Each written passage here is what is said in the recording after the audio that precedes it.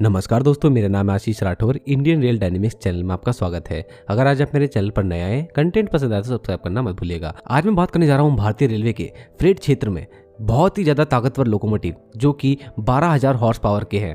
पहला locomotive वैक 12B, France की Alstom company 800 locomotive बना रही है भारतीय रेलवे के लिए बिहार के मधेपुरा में, और इस तरीके के 350 लोकोमोटिव भी बन चुके हैं। ये 12,000 हॉर्स पावर के लोकोमोटिव फ्रेट के क्षेत्र में बहुत ज़्यादा कामयाब हुए हैं। अगला लोकोमोटिव जो कि अभी हाल ही में बना है, हमारे पुराने WAG9 लोकोमोटिव्स को जोड़ के ट्विन WAG9 बनाया गया है। ये WAG9 ट्विन्स जो मॉडल है, ये 12,000 हॉर्स पावर का मॉडल है और CLW ने इसको बना करके भारतीय रेलवे को समर्पित कर दिया है। देखिए, पिछली वीडियो में मैंने इन दोनों ही लोकोमोटिव के बारे में बात करी थी। आप लोगों के कई सारे कमेंट आए। आज आपको मैं क्लियर करूंगा टेक्निकली कि इन दोनों लोकोमोटिव के बीच में क्या फर्क हो सकता है और इन दोनों लोकोमोटिव में कौन ज़्यादा सुपीरियर है और किस क्षेत्र में उपयोग किस लोकोमोटिव का ज़्यादा हो सकता है। और ऐसा आप लोगों को ये भी लग रहा है कि इस लोकोमोटिव ने ज़्यादा कुछ नया नहीं करा है, तो वो भी मैं आपको बताऊंगा क्यों इसको बनाने की जरूरत पड़ेगी भारतीय रेलवे को। चलिए, तो WAG9 लोकोमोटिव 1995 में ABB के द्वारा बनाए गए थे और उसके बाद टेक्नोलॉजी ट्रांसफ़र के बाद से ही ये हमारे CLW जैसे प्रोडक्शन यूनिट्स में बनते आ रहे हैं। और ये लोकोमोटिव ग्रीन कलर के आप लोगों को दिख जाते होंगे ट्रैक्स पर, और इसी लोकोमोटिव के अंदर गियर रेशो में चेंज करके WAP7 पैसेंजर क्लास का एक बहुत ही ताकतवर और अच्छी स्पीड में चलने वाला लोकोमोटिव बनाया गया है। इस लोकोमोटिव का बनना मैं आपको आखिरी में इस वीडियो में बताऊंगा कि ये भी एक ऐसा हमारे सामने तथ्य लेकर आएगा जो कि हमारे WAG9 ट्विन्स और वैक 12 के लिए भी एक बहुत ही इंपॉर्टेंट बात सामने रखेगा। चलिए, इससे पहले मैं आपको बता देता हूं दोस्तों, हम लोग आज कंपैरिजन जो करने जा रहे हैं वो सबसे बड़ा कंपैरिजन हम उस क्वेश्चन के ऊपर करने जा रहे हैं जो क्वेश्चन आप ही लोगों ने उठाया है। पिछले वीडियो में आपने बात करी थी कि ये WAG9 ट्विन्स हमारे वैक 12 से ज़्यादा सुपीरियर होगा उस क्षेत्र में जहां पर ऊंचाई पर जाना होता है एक भारी भरकम मालगाड़ी को लेकर के किसी लोकोमोटिव को।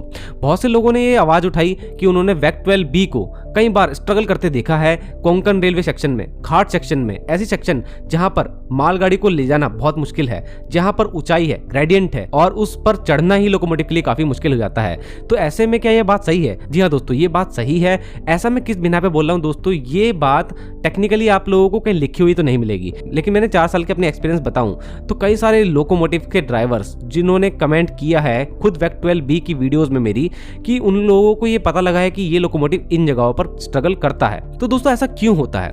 देखिए, मैं आप लोगों को बताना चाहता हूं, वैक 12B एक काफी ज्यादा अच्छा हाई पावर का लोकोमोटिव तो है, लेकिन इसके अंदर जो बोगी में व्हील्स का अरेंजमेंट है वो बोबो प्लस बोबो वाला है, जो कि WAP5 लोकोमोटिव्स में होता है पैसेंजर क्लास के। ऐसा क्यों है? ऐसा इसलिए है क्योंकि इसकी एक बोगी में 2 एक्सल आगे 2 एक्सल पीछे, मतलब 4 ही एक्सल होते हैं, और ये ट्विन सेक्शन है, इसका मतलब दोनों बोगी का मिला करके इस पूरे लोकोमोटिव के अंदर 8 एक्सल हैं। और अगर आइडियली देखा जाए तो फ्रेट के क्षेत्र में जितने भी हैवी लोड का ऑपरेशन होते हैं उसमें जितने भी लोकोमोटिव यूज होते हैं उन सभी में कोको प्लस कोको अरेंजमेंट होता है। 3 एक्सल आगे 3 एक्सल पीछे और टोटल एक लोकोमोटिव में 6 एक्सल्स होते हैं। ऐसा इसलिए क्योंकि ज्यादा लोड के वक्त में ज्यादा व्हील्स की जरूरत पड़ती है। आप लोगों ने देखा होगा, अगर हम रोड पर किसी ट्रक को भी देखते हैं तो बहुत ज्यादा हैवी माल को ले जाने वाले ट्रक्स में ज्यादा से ज्यादा व्हील्स होते हैं। ये ज्यादा व्हील ज्यादा अच्छा ट्रैक्शन प्राप्त करने में भी ट्रक को हेल्प करते हैं, रोड और व्हील के बीच में जो कॉन्टेक्ट एरिया होता है वहां पर, और साथ में ट्रैक्टिव एफर्ट में भी बहुत ज्यादा फायदा होता है। लेकिन अभी भी कुछ ऐसी बातें हैं जो कि वैक 12B को खास बनाती हैं। इन सब बातों को जानना है और भी क्वेश्चन जो आपके माइंड में आ रहे हैं उनको क्लियर करना है तो टेक्निकल कंपैरिजन करना ही पड़ेगा। चलिए, वैक 9 ट्विन्स के वेट की बात करें तो 123 टन का एक सिंगल वैक 9 लोकोमोटिव होता है। तो इसका मतलब इन दोनों का ट्विन जो बनाया गया है उसका जो टोटल वेट है वो अप्रॉक्स 246 टन 246 टन होता है। अब यहाँ पर अगर हम बात करें वैक 9 के विड्थ की, तो इसकी विड्थ 10 फीट 4 इंच है जो इसकी चौड़ाई है, और इसकी लंबाई भी जो है वो 40 मीटर के आसपास है। अब सबसे ज्यादा इंपॉर्टेंट एक्सल लोड की बात करते हैं, क्योंकि हैवी लोड को खींचते वक्त इस एक्सल लोड का बड़ा ध्यान रखा जाता है। देखिए, एक्सल लोड क्या होता है? लोकोमोटिव का जो टोटल वेट है ना दोस्तों, वो उसके हर एक्सल पर इक्वली डिस्ट्रीब्यूटेड होता है। मतलब पर एक्सल लोड कितना है एक एक्सल पर, तो वो 20.5 टन है इन केस ऑफ WAG9। और ट्विन्स की बात करें तो इन दोनों का कंबाइंड भी 20.5 टन होता है। तो प्रत्येक एक्सल पर जो है वो 20.5 टन का लोड पड़ता है, और इसी के लिए हमारे इंडियन रेलवे के ट्रैक्स जो है वो कैपेबल हैं। और अगर फ्रेट कॉरिडोर्स की बात करें तो वहां की जो रेल्स है ना दोस्तों वो 25 से लेके 32 टन एक्सल लोड के लिए भी कैपेबल है। अब एक और जरूरी पैरामीटर दोस्तों, व्हील का डायमीटर। इसका जो व्हील का डायमीटर है वो 3 फीट 7 इंच है। देखिए जो मैं चीजें अभी बता रहा हूँ धीरे धीरे उनका कंपैरिजन मैं आगे आपको वेक 12B के साथ भी करके दिखाऊंगा, और कुछ चीजें ऐसी हैं जो इन चीजों के ऊपर डिपेंड भी करती हैं। तो ट्रैक्टिव एफर्ट की बात कर लेते हैं। ट्रैक्टिव एफर्ट ही वो ऐसी चीज होने वाली है जिसके वजह से इन लोकोमोटिव के बीच में बहुत ज्यादा अंतर होने वाला है। दोस्तों एक ट्रेन को स्टैंड स्टिल कंडीशन से उठाने के लिए जब किसी एफर्ट या फोर्स को लोकोमोटिव लगाता है, या फिर ऐसी फोर्स जिसकी नीड है ट्रेन को उठाने के लिए, चलाने के लिए, तो वो कहलाती है tractive effort in case of railway operation. ठीक है, अब यहां पर अगर हम बात करें ट्रैक्टिव एफर्ट की, तो ट्रैक्टिव एफर्ट WAG9 का स्टार्टिंग में ट्रेन को उठाने के लिए ज्यादा लगता है किसी भी लोकोमोटिव का, तो यहां पर 475 किलो न्यूटन से लेके 510 किलो न्यूटन तक ये लग पाता है। अब यहां पर कंटिन्यूअस मतलब ट्रेन को एक स्पीड में, जो कि जरूरी स्पीड है, वहां पर खींचने के लिए जो ट्रैक्टिव एफर्ट जरूरी है उसे कंटिन्यूअस ट्रैक्टिव एफर्ट कहते हैं, वो 325 किलो न्यूटन होता है एक WAG9 का। अब हम ट्विन की बात करें तो यहां पर हम starting tractive effort 950 kilo Newton से लेके 1000 किलो न्यूटन अज्यूम कर सकते हैं ट्विन WAG9 के लिए, और यहां पर कंटिन्यूअस की बात करें तो 650 किलो न्यूटन को हम अज्यूम कर सकते हैं। लेकिन ये जो 650 किलो न्यूटन होगा दोस्तों, इस कंटिन्यूअस ट्रैक्टिव एफर्ट को भी बनाए रखने के लिए जो स्पीड होने वाली है वो 50 kmph होने वाली है। तो यहां पर हुई WAG9 ट्विन्स की बात। अब वेक 12B की बात करते हैं। देखिए वेट की बात करें तो 180 टन का ये अकेला लोकोमोटिव है, 200 टन तक भी ये जा सकता है। इस लोकोमोटिव की विड्थ की बात करें तो 10 फीट 7 इंच का ये है, मतलब ये लोकोमोटिव जो है थोड़ा सा 3 इंच ज्यादा चौड़ा है WAG9 के ट्विन लोकोमोटिव से।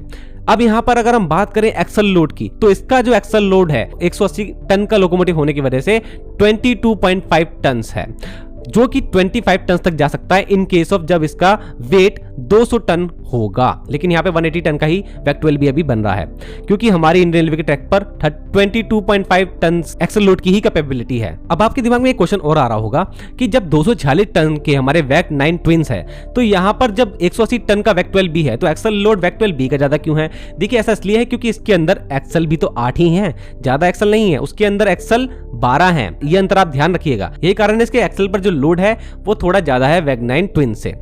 चलिए अब व्हील के डायमीटर की बात करते हैं। इसके एक व्हील का डायमीटर 4 फीट 1 इंच है। इसका मतलब इसका व्हील भी ज्यादा बड़ा है वेक 9 ट्विन्स के व्हील से। अभी व्हील का बड़ा होना और एक्सल लोड का ज्यादा होना, ये एक कंपैरिजन बनेगा, आगे आपको बताता हूं कैसे। ट्रैक्टिव एफर्ट की बात करें तो 750 किलो न्यूटन का स्टार्टिंग ट्रैक्टिव एफर्ट ये जनरेट कर सकता है। इस लोकोमोटिव का कंटिन्यूअस ट्रैक्टिव एफर्ट अभी मेंशन नहीं किया गया है, लेकिन हम लोग अज्यूम करें तो 30% अगर लेस कर देते हैं हम स्टार्टिंग ट्रैक्टिव एफर्ट से, तो अप्रोक्स 550 किलो न्यूटन का ट्रैक्टिव एफर्ट ये कंटिन्यूअस प्रोवाइड कर पाता होगा जब भी ये 6000 से लेकर 7000 टन तक की मालगाड़ियों को भी खींचता होगा। दोस्तों यहां पर आप लोगों ने ये तो देख लिया होगा कि ट्रैक्टिव एफर्ट के मामले में वेक 9 ट्विन्स आगे निकल चुके हैं वेक 12B से।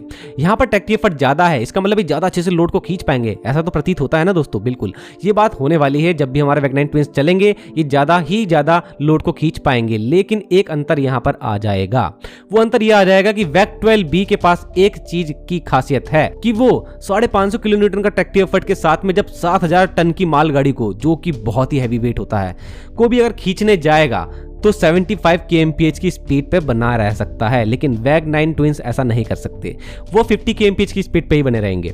और अगर 6000 टन की मालगाड़ी की बात करी जाए तो वहां पर तो वेक 12 100 से लेके 120 kmph की स्पीड पे भी चल सकता है।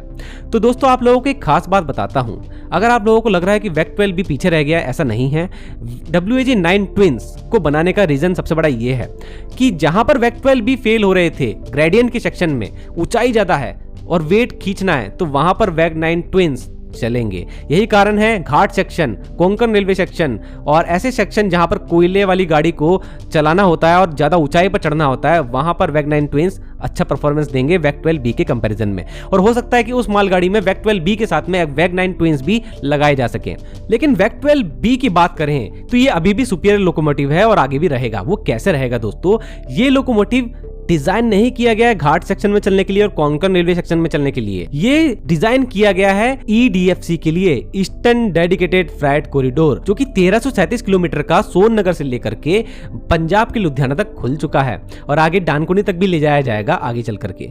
इसी सेक्शन के लिए ये 800 लोकोमोटिव बनवाए जा रहे हैं दोस्तों। इसके आप ऑर्डर में भी देखेंगे तो आपको ये मेंशन दिखेगा। तो यही कारण है फ्रांस ने जो इसकी डिजाइनिंग भी करी है वो EDFC के अंदर जो मैक्सिमम रूलिंग ग्रेडियंट मौजूद है। अब रूलिंग ग्रेडियंट क्या होता है, देखिए रूलिंग ग्रेडियंट को अगर आम भाषा में बताऊं तो जितनी भी ज्यादा ऊंचाई हो सकती है एक सेक्शन में, ये वो ग्रेडियंट की बात हो रही है, तो उस ऊंचाई के लिए ये लोकोमोटिव कैपेबल है जो कि ईस्टर्न डेडिकेटेड फ्रेट कॉरिडोर में मौजूद है। उससे ज्यादा ऊंचाई के लिए ये बना भी नहीं है, डिजाइन भी नहीं है। यही कारण है ईस्टर्न डेडिकेटेड फ्रेट कॉरिडोर में जितना भी ट्रैक ऊपर नीचे है उसमें तो ये लोकोमोटिव 100% देगा और आप लोगों को इतना तेज स्पीड में चलता दिखेगा जितना आपको और कहीं नहीं दिखेगा। तो ये खास बात है वैक 12B की। तो वैक 12B अपनी जगह बिल्कुल ठीक है और WAG9 ट्विंस अपनी जगह बिल्कुल ठीक है और दोनों ही लोकोमोटिव भारतीय रेलवे की बहुत बड़ी हेल्प भी करने वाले हैं फ्रेट के क्षेत्र में। और आप लोगों को एक और डाउट क्लियर कर देना चाहता हूं, आप लोगों के मन में जो आ रहा था, क्या ज्यादा व्हील होना ज्यादा ट्रैक्टिव एफर्ट और ज्यादा लोड खींचने में मदद करता है? तो दोस्तों ये बात बिल्कुल क्लियर है। जी हाँ, ट्रैक्टिव एफर्ट कहीं ना कहीं इंप्रूव होता है ज्यादा व्हील्स के मौजूद होने से, क्योंकि ट्रैक्टिव एफर्ट डिपेंड करता है टॉर्क पर जो कि मोटर ने एक्सल को प्रोवाइड किया। ट्रैक्टिव एफर्ट डिपेंड करता है कोफिशिएंट ऑफ फ्रिक्शन पर, घर्षण गुणांक पर भी। ये घर्षण गुणांक जो है ये कहीं ना कहीं व्हील और रेल के कांटेक्ट पर वर्क करता है। और हमारा ट्रैक्टिव एफर्ट डिपेंड करता है weight applied to the wheel, मतलब एक्सल लोड की बात हो रही है। तो एक्सल लोड तो कहीं ना कहीं हमारे WAG12 ने बढ़ा ही लिया है, आप लोग जानते हैं। कम एक्सल होने की वजह से भी इस लोकोमोटिव के एक्सल पर ज्यादा दबाव है, तो ये अच्छा ट्रैक्टिव एफर्ट जनरेट कर पाता है। और व्हील के डायमीटर पे भी ट्रैक्टिव एफर्ट डिपेंड करता है, तो व्हील का डायमीटर भी वैक 12 ने बढ़ा लिया है। कम एक्सल होने की स्थिति में इसके व्हील बड़े हैं, तो कहीं ना कहीं इस लोकोमोटिव ने उन कम व्हील होने पर भी अपने अंदर कुछ चीजें बढ़ा ली हैं। लेकिन फिर भी व्हील ज्यादा होना ऊंचाई पर चढ़ते वक्त हेल्प करता है। ये वैग 9 ट्विंस के लिए एक पॉजिटिव साइन है। तो आई होप आप लोगों को अच्छे से टेक्निकली समझ में आ गया होगा क्यों मैं बातें कर रहा था व्हील डायमीटर की, वेट की, एक्सल लोड की और स्पीड की, किस लोड पर कितनी स्पीड होगी। तो इन सभी का कंपैरिजन करके ओवरऑल आप लोगों को समझ में आ गया होगा कि वैग 9 ट्विंस अपनी जगह किस तरीके से सही है और वैग 12 भी अपनी जगह किस तरीके से सही है। मैंने आपसे बताया था कि WAP7 जो कि WAG9 में गियर रेशियो चेंज करके बनाया गया है पैसेंजर क्लास का लोकोमोटिव, इस लोकोमोटिव का बनना भी क्यों जरूरी था भारतीय रेलवे के लिए और उसका कनेक्शन यहाँ पे भी कैसे है। देखिए WAP5 लोकोमोटिव जो कि बहुत अच्छी स्पीड में चल सकता है, ये लोकोमोटिव पहले से मौजूद था, लेकिन ये लोकोमोटिव शताब्दी जैसी ट्रेन में लग रहा था जो कि छोटी होती हैं हमारी मेल एक्सप्रेस ट्रेन से। लेकिन यहाँ पर जब हम लोगों ने देखा कि इस लोकोमोटिव को मेल एक्सप्रेस ट्रेन जो कि 22-22, 24-24 कोच की होती है उसमें लगाया गया, तो इसकी स्पीड में कमी रही। क्यों? क्योंकि इसकी बोगी में बोबो अरेंजमेंट है। अब बोबो अरेंजमेंट का मतलब क्या है? देखिए दोस्तों, ज़्यादा हैवी लोड खींचने के लिए हम लोगों को कोको अरेंजमेंट पर जाना ही पड़ता है, और जैसे कि वैग 12B कोको ना होके बोबो है, तो थोड़ा सा ये ग्रेडियंट पर डिफिकल्टीज महसूस तो करता है। तो यही कारण है कि हमारा WAP7 लोकोमोटिव भी इसलिए बनाया गया WAG9 से, क्योंकि इसके अंदर कोको बोगी अरेंजमेंट थे। अब इसके अंदर गियर रेशियो हमारा पैसेंजर क्लास का डाल दिया गया, मतलब कि तेज स्पीड में चलने के लिए। तो यही कारण है WAP7 कामयाब हुआ हमारी मेल एक्सप्रेस ट्रेन को अच्छी स्पीड में खींचने के लिए। तो यही कारण था। तो आई होप आप लोगों को वीडियो अच्छी लगी हो, और टेक्निकल्स अगर रिवील होंगे तो और अच्छे से आप लोगों को नए नए लोकोमोटिव्स के बारे में कंपेरिजन करके दिखाऊंगा। और आप लोगों को अगर कुछ कंपेरिजन चाहिए ट्रेन सेट में या फिर दूसरी किसी लोकोमोटिव के बीच में, तो आप लोग जरूर से कमेंट करके बताना, मैं करने की कोशिश करूंगा। आज के लिए इतना ही। वंदे मातरम, भारत माता की जय।